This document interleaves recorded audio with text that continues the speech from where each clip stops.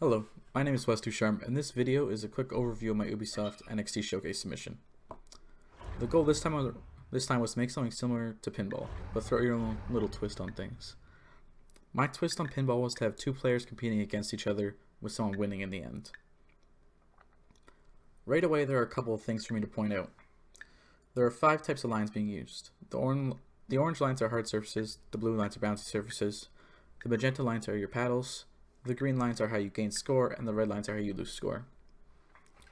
One player is controlling the bottom paddles, and the other is controlling the top. This is done using 2 Xbox controllers and the triggers on each. A player can gain score by hitting the pinball into any of the green lines. A player loses score when a pinball falls into their trap, the red line. Your goal is to have more points than your opponents in the 90-second time limit. One thing that I have never really gotten many opportunities to do and is trying to simulate physics. Because the goal this time around is to make pinball, which is very physics heavy, give me a good challenge and a great learning experience. Although due to the time constraints I did not have much time to polish or optimize the physics, it's just brute force. Overall, I'm happy with the way it feels to play. The paddles are responsive and the pinballs bounce well. I treated this game this weekend as a game jam. By the end of the time I want something that feels like a game. This includes menus, audio, gameplay. My game this year really only consists of a few things: a main menu and lobby, the actual game, and then an end screen, along with me throwing a quick pause menu in. I would like to point out 2 small changes I made to the provided API.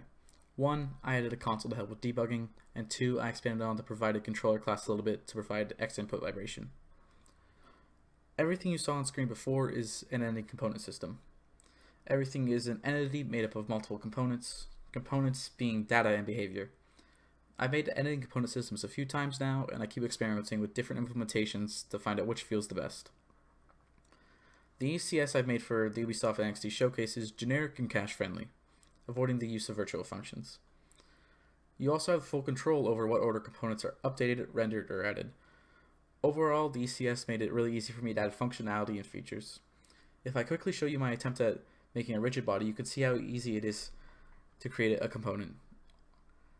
You inherit from the component, pass the type information back up,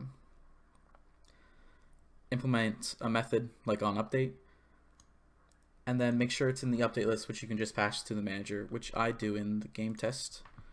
So as you can see here, you have the power to choose what you want to refresh, update, or render. The only 3 components that have render functions are mesh, line, and text. So that's all I'm going to pass to the manager with the render. These are the ones with update, and everything gets refreshed because refresh handles the adding or removing of entities and components for everything.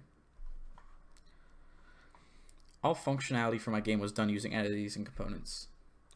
I did this in hopes of having something that is easily expandable and having a game object management that won't bog down anything. You can easily get up to 1,000 entities as long as your component updates aren't intensive. Thank you for taking the time to review my Ubisoft NXT Showcase submission for 2018.